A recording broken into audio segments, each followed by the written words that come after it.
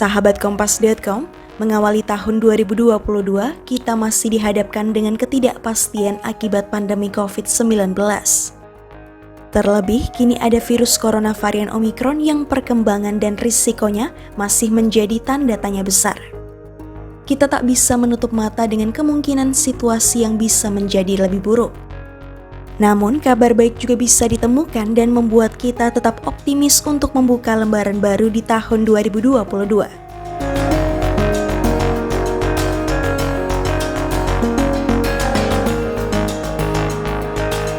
Semakin banyak bukti menunjukkan bahwa orang yang terinfeksi varian Omikron memiliki risiko lebih rendah untuk rawat inap di rumah sakit.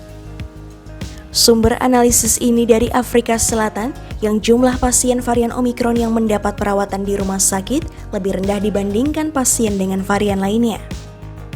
Bahkan, orang yang terinfeksi varian Omikron juga memiliki gejala serius yang lebih ringan dibandingkan pasien varian Delta.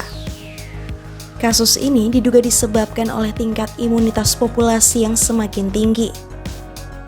Meski begitu, masih sulit untuk menentukan apakah virus corona varian Omikron tidak terlalu menular atau merupakan efek dari kekebalan lewat vaksinasi.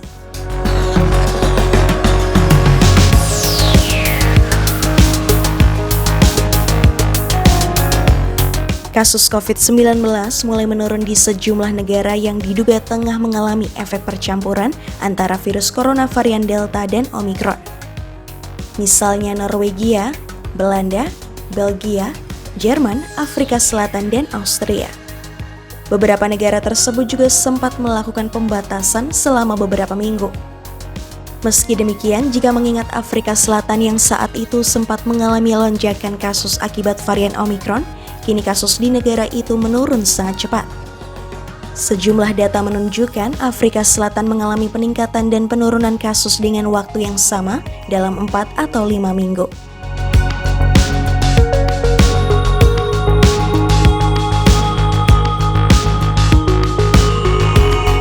Seseorang dengan 2 dosis vaksin lebih kecil memiliki kemungkinan untuk rawat inap saat terinfeksi varian Omikron.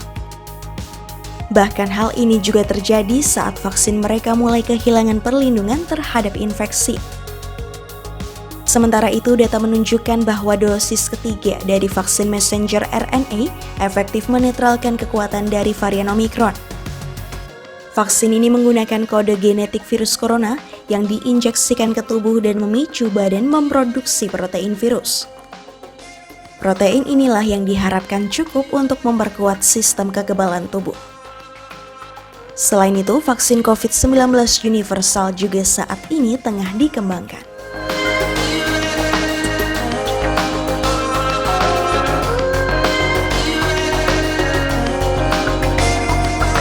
Nama obatnya adalah Paxlovid, yaitu obat oral antiviral yang mampu menghambat struktur protease virus yang dapat mengurangi risiko keparahan COVID-19 lebih dari 90%. Karena varian Omikron tak bermutasi pada protein-protein yang ditargetkan Paxlovid, kemungkinan besar obat ini sama efektifnya untuk varian Omikron. Bahkan Paxlovid telah mendapat izin edar dari FDA. Selain itu, terdapat antibodi monoklonal Sotrovimab dari GSK juga digadang-gadang efektif untuk melawan varian Omikron.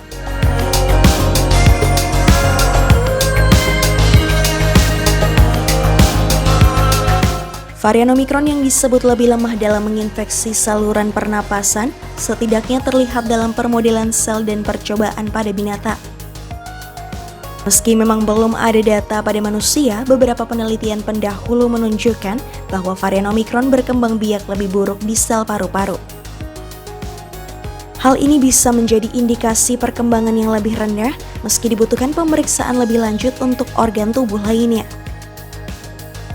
Namun, situasi tentang Omikron masih sangat rumit, terutama karena peningkatan kasus yang pesat berpotensi menyebabkan sistem kesehatan kolaps.